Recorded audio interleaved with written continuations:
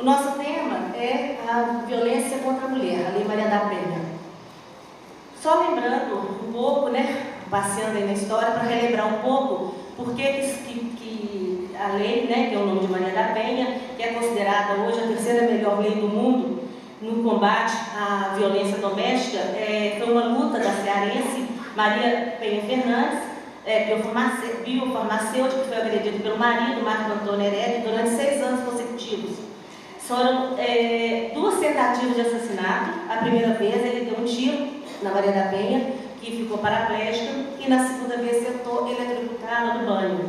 A partir daí, numa cadeira de rodas, ela iniciou uma luta constante para que fosse criada uma lei que contribuísse para a diminuição da violência doméstica e familiar contra a mulher. E ela fala que a violência atinge todas as classes sociais, a filha de um juiz, de um industrial ou de qualquer pessoa que pode ser vítima da Lei Maria da Penha. Então, o que eu levo a refletir aqui? A Lei Maria da Penha está mais próxima de todos nós do que imaginamos. Não é só a filha do vizinho que é agredida, o filho da empregada que agrediu, que está lá na favela ou está perto de nós. Todas nós somos ou seremos vítimas da Lei Maria da Penha. E eu me incluo quando eu falo, porque às vezes a gente pensa, é só agressão física, vamos deixar uma marca, uma coisa, não. Em qualquer momento da vida, uma hora, isso vai acontecer. E eu acho que nós temos que estar alertas para nos colocarmos nessa situação e da maneira com a qual nós vamos lidar. Então, essa lei não está longe da gente, não. Essa lei está mais perto da gente, de nossos familiares, de nós mesmas, do que nós podemos imaginar. Qual que é o objetivo, então, da Lei Maria da Penha? Ela cria mecanismos para coibir e prevenir a violência doméstica familiar contra a mulher. Nos termos do parágrafo 8º, do artigo 226 da Constituição Federal, da Convenção sobre a Eliminação de Todas as Formas de Violência contra a Mulher, da Convenção Interamericana para Prevenir, Punir e Erradicar a Violência contra a Mulher e dos outros tratados internacionais ratificados pela República Federativa do Brasil. Dispõe sobre a criação dos juizados de violência doméstica familiar contra a mulher e estabelece medidas de assistência e proteção às mulheres em situação de violência doméstica. Qual que é o destinatário da Lei Maria da Penha? Somente a mulher, enquanto gênero, pode ser sujeito passivo dos crimes praticados no âmbito da Lei Maria da Penha. Mulher, do sexo feminino, mas enquanto gênero.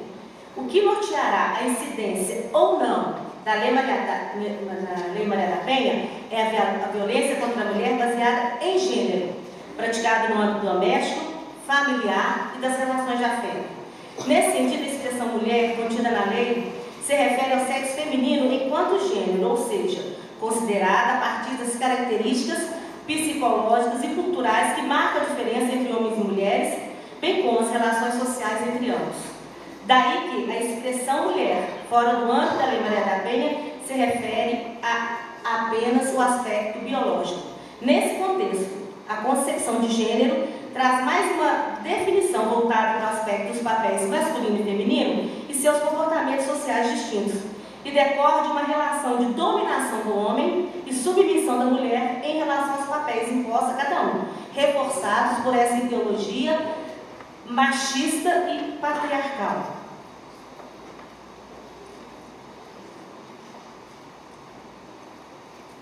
Quem pode ser destinatário da Lei Maria da Penha nessa concepção de gênero? Nós citamos aí o transexual, o homossexual, a irmã, a ex-namorada, a cunhada ou a empregada doméstica. Na questão do transexual, é importante salientar que a incidência da Lei 11.340, ela está pautada, como eu disse, na noção de gênero, não de sexo. Sexo diz respeito ao aspecto biológico, masculino ou feminino. Gênero, por sua vez, como dito anteriormente, é um conceito mais amplo e não se trata apenas de questões fisiológicas. Portanto, ao buscar a plena preservação da dignidade humana, a lei privilegia o gênero alegado pela vítima. O parágrafo 1 do artigo 5º, inclusive, ao dispor sobre orientação sexual, engloba no âmbito da incidência da norma os travestis, transexuais e transgêneros, que se identificam com o sexo feminino desde que eles mantenham relação íntima de afeto em ambiente familiar ou de convívio. O que é diferente quando a gente pensa no homossexual. A questão do transexual, ela diferencia do homossexual. Os transexuais e transgêneros femininos são indivíduos que cultivam uma personalidade diversa daquela que lhes foi biologicamente atribuída. Muitas vezes recorrendo à cirurgia, mudança de nome, de registro, o que não se verifica nos homossexuais. Embora tenham um corpo masculino, em seu interior qualificam-se como mulher, verificando-se claro o inconformismo com o sexo que nasceu e a identidade que assume. Assim, o transexual não se confunde com o homossexual, pois este não nega seu sexo, embora mantenha relações sexuais com pessoas do seu próprio sexo. Nós temos já julgados, reconhecendo a proteção da Lei Maria da Penha, no caso dos transexuais, e eu cito um mais antigo, de Anápolis, onde foi concedida a medida protetiva para uma vítima transexual, e o recente, no mandado de segurança do Estado de São Paulo, e que foi negado pelo juiz de primeiro grau e concedido no tribunal, entendendo a expressão mulher contida na lei em apreço refere-se tanto ao sexo feminino quanto ao gênero feminino. O primeiro diz respeito às características biológicas do ser humano, dentre as quais a impetrante não se enquadra, enquanto o segundo se refere à construção social de cada indivíduo. E aqui a impetrante pode ser considerada mulher. Já é um avanço, A questão do homossexual, eu já falei que ela diferencia, do transexual. Em se tratando do homossexual feminino, há a possibilidade, desde que presente os requisitos, violência contra a mulher e contra o gênero no âmbito das relações domésticas, familiar e afetiva. O homossexual masculino não se aplica à Lei Maria da Penha, nos casos em que o sujeito passivo for homem, independente da sua orientação sexual. A irmã, é importante, no caso, analisar o contexto em que aconteceu. Havia a relação doméstica, familiar, uma relação íntima de afeto. A agressão, existe um nexo causal entre a violência decorrente de gênero. Você é mulher, você tem que fazer isso, ou a agressão aconteceu num contexto que aconteceria com irmãos. Eu tive um caso no tribunal dessa natureza de irmãs, que nós não reconhecemos a aplicação da Lei Maria da Penha, que foi uma briga, que estava havendo uma briga de pai com filho, e a irmã entrou no meio para intermediar e acabou sendo agredida também. Mas não foi no contexto de sobrepor a questão machista ali. Ela foi no contexto de briga familiar, mas não colocando ela numa situação ali de inferioridade, que estava agredindo o pai e a irmã entrou no meio. A ex-namorada também, nós já temos julgados importantes a respeito disso, que tem que haver relação, tendo a relação íntima de afeto, independente de coabitação, aplica-se a Lei Maria da Penha. Por fim, a questão da cunhada e da empregada doméstica. A cunhada, irmã do acusado, vivendo sob o mesmo teto,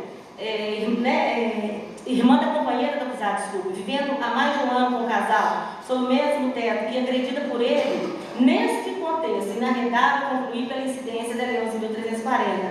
A empregada doméstica, existem duas correntes. Há quem defenda que sim e há outros que não. Quem defende, Maria Berenice Dias, Rogério Sanches, entendendo que tem que ser analisado o tempo de permanência da empregada na casa, o grau de afinidade com a família. E quem é contra? A professora, por exemplo, Alice Bianchini, que ela entende que esses conflitos eles têm que se dar na sede criminal ou trabalhista. Então, é muito importante que seja analisado em que contexto que a agressão aconteceu, porque ela não necessariamente vai ter a incidência da Lei Maria da Penha. Já falei que é uma violência de gênero e tem que analisar esse contexto. Se houve uma violência doméstica, se foi contra a mulher, se foi mulher mais gênero, aplica-se a Lei Maria da Penha. Toda violência de gênero é uma violência contra a mulher, mas o inverso não é verdadeiro. Qual que é o âmbito da incidência da Lei Maria da Penha? Voltamos a repetir que o próprio artigo 5º da lei delimita o seu âmbito de incidência, que tem que ser um âmbito doméstico, entendido como um local de convivência permanente de pessoas com ou sem vínculo familiar. O âmbito familiar, que engloba os indivíduos que são ou se consideram aparentados ou unidos por laços naturais de afinidade ou vontade expressa, e uma relação íntima de afeto. Tem-se como exemplo casos de incidência de namorados, né, ex-namorados, amantes, ex-amantes, ainda que não haja coabitação, tem que haver, existindo apenas esse vínculo de afeto. E, reforçando também que, mais uma vez, que as relações pessoais enunciadas nesse artigo independem da orientação sexual. Uma questão importante que eu acho que tem que ser tratada aqui é a questão da competência. Hoje nós temos no estado de Minas Gerais apenas vara especializada aqui na capital. Nós temos 4 varas da competência da Lei Maria da Penha. Agora, dia 22 de julho, foi publicada uma minuta, uma decisão do órgão especial, que vai passar por uma tramitação junto ao tribunal, entendendo que, uma vez essa minuta entrando em vigor, no estado inteiro, todas as comarcas terão um juiz que vai ser da Maria da Penha. Se houver um juiz só, obviamente, vai ficar com esse juiz. Em comarca de 2 varas, serão os juízes da 2ª vara. Em comarcas de 2 varas que tenham varas criminais, será o juiz da 2ª vara criminal. Então, isso é um avanço importante, é um ganho, que vai se especializando a questão da Lei Maria da Penha, né, no âmbito do Tribunal de Justiça. Hoje, o que nós temos no país? Nós temos hoje esses dados recentes do CNJ, nós temos 106 juizados, varas exclusivas da violência doméstica. A Lei Maria da Penha prevê a criação dos juizados da violência doméstica com competência híbrida, para resolver as questões, inclusive seria muito próprio até para o direito de família, porque resolveria as questões de família e criminal no mesmo espaço. Só que isso não existe, muito embora a lei esteja agora completando 10 anos, não há instalado no Brasil um juizado especial de violência doméstica com competência híbrida. O que existe são os juizados, esses todos que nós estamos vendo aqui, todos com a competência exclusiva criminal. Tem o nome de juizado de violência doméstica, mas porque atende tão somente a questão criminal. Não se estende ainda para as áreas de família e direito civil. Quais os tipos de violência que nós encontramos dentro da Lei Maria da Penha, né? Porque às vezes, aquilo que eu falei no começo, a gente pensa que a violência é só física, mas ela vai muito além da violência física, né? Temos a violência física, psicológica, sexual, a patrimonial, a moral.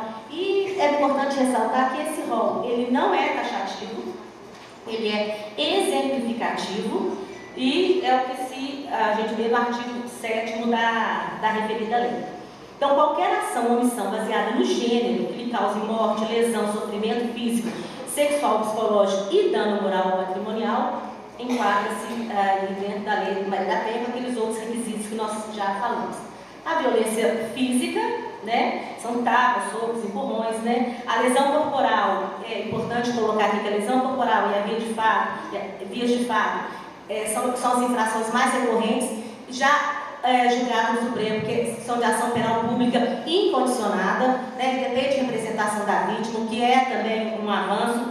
Não cabe, né, é inaplicável nos juizados especiais.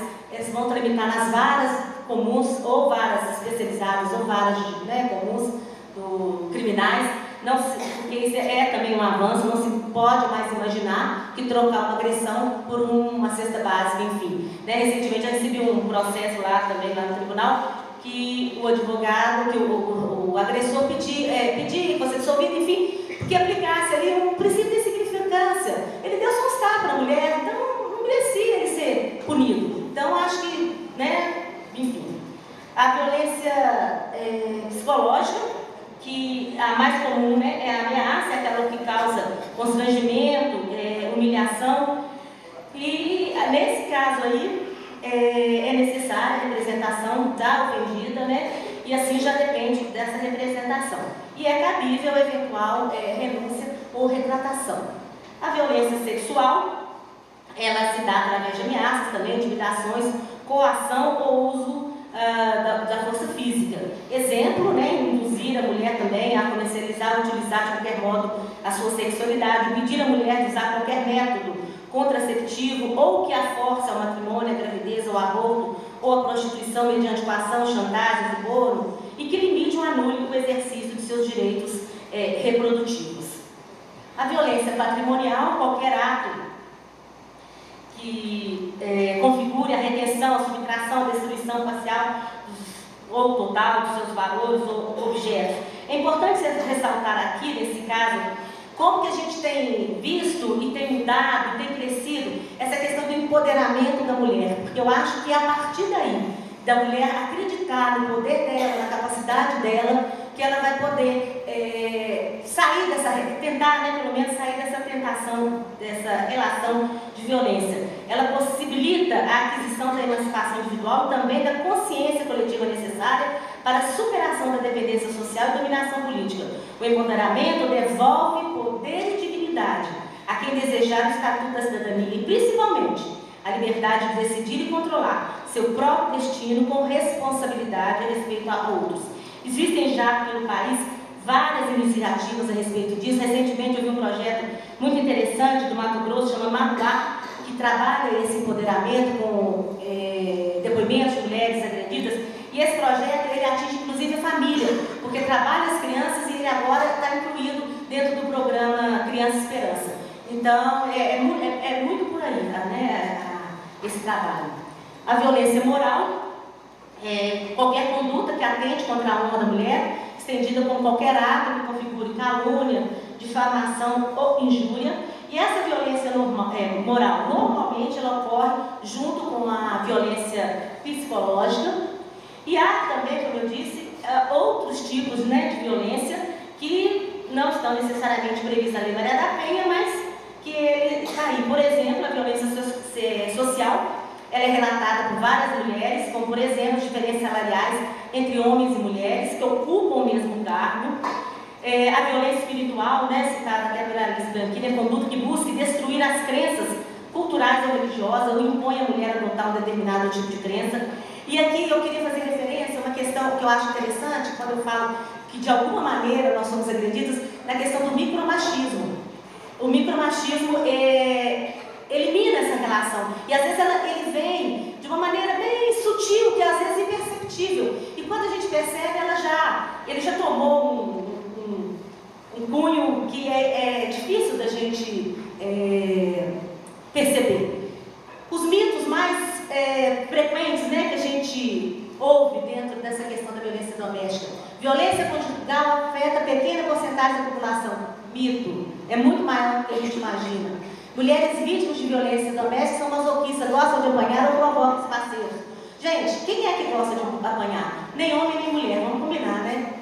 Homem que bate mulher é louco. 2% de homens que têm problema mental, problema psicológico, enfim, que bate mulher. O resto não. Violência conjugal só acontece com pessoas de baixa renda. Não é, nós já falamos aqui.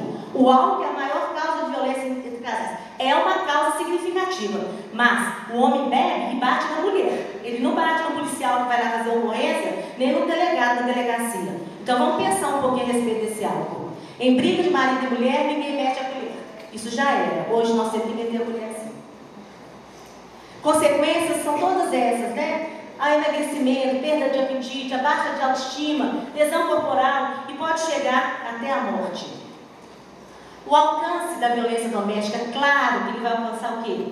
Vai alcançar a família. Né? Quando você está em uma família destruída e seu modelo é um homem violento, os meninos crescem acreditando que essa é a maneira que eles devem agir. E as meninas acham que simbolizam a maneira aceita de tratamento. É preciso fazer cessar esse ciclo vicioso da violência. Isso é uma questão de educação, responsabilidade de nós mães na educação dos nossos filhos pequenos, dos pais na educação dos filhos, parar de acreditar, de fazer essas piadinhas, né, com mulheres e achar que isso é normal. Nós temos que mudar o nosso olhar para o tipo de criação que nós vamos dar para os nossos filhos, para o tipo de sociedade que nós queremos que nossos filhos cresçam. Existem vários projetos que a Concive trabalha, e aqui eu faço uma homenagem à cidade da Evangelina, desenvolvido na gestão dela. Esse Justiça na Escola, trabalhar com os adolescentes. O adolescente é o melhor canal que a gente tem para mudar essa cultura, para mudar esse trabalho. E essa Justiça na Escola, nós vamos, psicólogos, juízes, vamos fazer Penha. Então, é um projeto espetacular. Junto desse projeto da Justiça na Escola, temos agora os Jovens Transformadores. Foi feito convênio, fizemos convênio com faculdades para treinar estudantes de direito, que eles é que vão replicar essa questão da Lei Maria da Penha, porque nós não estávamos dando conta. Então, já fizemos o treinamento, vamos fazer agora uma reciclagem. Então, é mais um projeto de mudança, de tentativa de mudança, de trabalhar junto com o adolescente.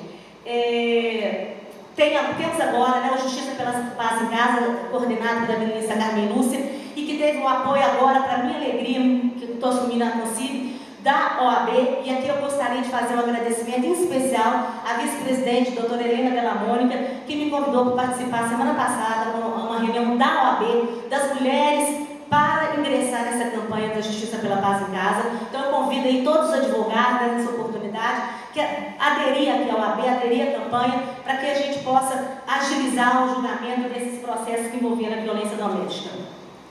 As medidas protetivas, eu não vou falar delas, nosso tempo já está acabando, e elas estão nos artigos 22, 23 e 24. E assim, só falar rapidamente sobre a questão da natureza jurídica, que foi uma questão que foi muito discutida logo que eu ingressei no tribunal, porque eu não entendia muito bem que a corrente majoritária do tribunal era no sentido de que a medida protetiva ela tinha caráter cautelar, que dependia do processo principal para ela vigorar. E aquilo para mim me causava um certo mal-estar, porque eu imaginava que a vítima, quando busca a justiça, é o último grito dela. Às vezes ela não quer processo, ela só quer proteção. Então nós não podemos entender a medida protetiva como uma medida cautelar. O Código de Processo Civil ele veio mudando algumas coisas, mas mantendo. Ele mudou alguma coisa, né, no novo Código de Processo Civil, muda alguma coisa, mas eu ainda entendo, apesar de todas as mudanças, ele destaca que enxergar as medidas previstas no artigo 22 da lei como mecanismo autônomo e satisfativo é mais adequado aos objetivos da Lei Maria da Penha, eis que prioriza a manutenção da integridade física e psíquica da vítima, sendo temerário associá-las à necessidade da instalação de um outro processo. As mulheres, como disse, ela não quer processo, às vezes ela não tem nem como ajuizar um processo, ela quer proteção. Então, nesse sentido, nós vamos dar à natureza jurídica o caráter protetivo, natureza jurídica inibitória, autônoma e satisfativa para as medidas protetivas. Por que não falar não criar a lei Zé da Penha, né? Todo mundo questiona, por que não existe a lei da Penha, Zé da Penha? Porque a violência tanto quanto o homem quanto a mulher. Mas hoje, a nossa cultura, ela precisa, infelizmente, o melhor é que não existisse nada, nem Lei Maria da Penha, nem Zé da Penha. Mas a nossa cultura, ela grita por uma proteção maior à mulher. É importante, falando assim rapidamente, que a importância de tratar o agressor. O agressor, gente, ele também, de alguma maneira, ele é vítima de uma cultura machista que lhe foi transmitida, seja pela sociedade, seja pela família, seja pelos amigos. O Instituto Alban, aqui de Minas, ele faz um trabalho maravilhoso, também recentemente foi feito um convênio com a UNA, para fazer um trabalho com o tratamento, a responsabilização, a resposta e responsabilidade do agressor. Nós não podemos ver a Lei Maria da Penha sem também ter um olhar para o agressor. Aqui são alguns casos recorrentes de deferimento da Lei Maria da Penha, né, falar que a mulher não tem interesse, que não voltou, mas a gente não sabe. Então, assim, a medida protetiva tem que valer enquanto for necessário. Eu não sei porque essa mulher não voltou, porque ela morreu, porque ela foi assassinada, porque ela não tinha dinheiro, não sei. Então, vamos permanecer com a medida enquanto assim for necessário.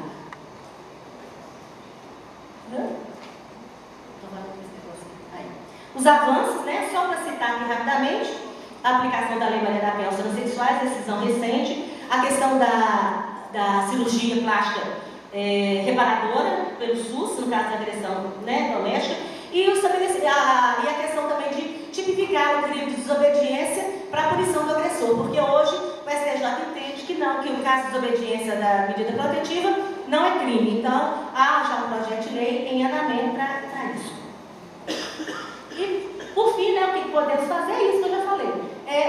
de base, educação, conscientização de crianças e adolescentes, esses projetos que eu já falei, deixo aqui somente alguns telefones, né, alguns dados, em caso, né, de necessidade de contato com a lei. E a frase que a ministra falou, inclusive, aqui nessa casa, na OAB, quando ela encerrou o evento sobre mulheres aqui na advocacia. E ela fala o seguinte, que a violência ou a paz não param na porta de casa. Uma criança que nasce e cresce em um lar violento tende fortemente a levar isso para a rua, para sua vida adulta. A justiça vai aplicar a lei, mas não vai instalar a paz no sentido concreto. A atuação prática deve se dar para igualar homens e mulheres na sociedade, indo muito além da teoria. Não nos esqueçamos de que o homem que agride a mulher é um ser infeliz. E, para encerrar, eu vou pedir 5 minutos de um vídeo, 5 minutos de um vídeo, só para que a gente possa sair daqui com uma reflexão e, quem sabe, uma mudança de atitude em relação especialmente às mulheres. Muito obrigada.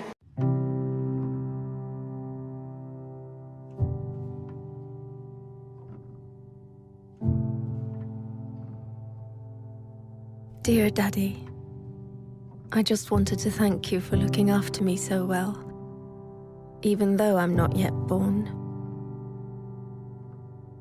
I know you already try harder than Superman. You won't even let Mommy eat sushi. But I need to ask you a favor. Warning. It's about boys. Because, you see, I will be born a girl, which means that by the time I'm 14, the boys in my class will have called me a whore, a bitch, a cunt, and many other things. It's just for fun, of course. Something boys do. So you won't worry. And I understand that.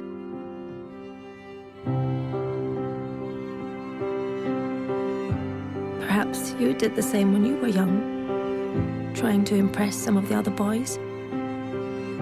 I'm sure you didn't mean anything by it. Still, some of the people won't get the joke. And funnily enough, it isn't any of the girls. It's some of the boys. So by the time I turn 16, a couple of the boys will have snuck their hands down my pants while I'm so drunk I can't even stand straight. And although I say no, they just laugh. It's funny, right? If you saw me, Daddy, you would be so ashamed, because I'm wasted. No wonder I'm raped when I'm 21. 21 and on my way home in a taxi driven by the son of a guy you went swimming with every Wednesday. The guy who always told insulting jokes, but they were, of course, only jokes, so you laughed. Had you known that his son would end up raping me, you would have told him to get a grip. But how could you know? He was just a boy, telling weird jokes, and in any case, it wasn't your business. You were just being nice. But his son, raised on these jokes, becomes my business. Then finally, I meet Mr. Perfect. And you're so happy for me, Daddy, because he really adores me. And he's smart, with a great job, and all through the winter he goes cross-country skiing 3 times a week, just like you. But one day he stops being Mr. Perfect. And I don't know why. Wait, am I overreacting? One thing I do know, I'm not the victim type. I'm raised to be a strong and independent woman. But one night it's just all too much for him, with work and the in-laws and the wedding coming up. So he calls me a whore. Just like you called a girl in middle school a whore once. Then another day, he hits me. I mean, I'm way out of line. I can really be a bitch sometimes. But we're still the world's greatest couple, and I'm so confused because I love him and I hate him, and I'm not sure if I really did do something wrong, and And then one day he almost kills me. It all goes black. Even though I have a PhD, a fantastic job, I'm loved by my friends and family, I'm well brought up, and nobody saw this coming. Dear Daddy, this is the favor I want to ask. One thing always leads to another. So please stop it before it gets the chance to begin. Don't let my brothers call girls whores, because they're not. And one day some little boy might think it's true. Don't accept insulting jokes from weird guys by the pool, or even friends, because behind every joke there is always some truth. Dear Daddy, I know you will protect me from lions, tigers, guns, cars, and even sushi without even thinking about the danger to your own life. But dear Daddy, I will be born a girl. Please do everything you can so that that won't stay the greatest danger of all.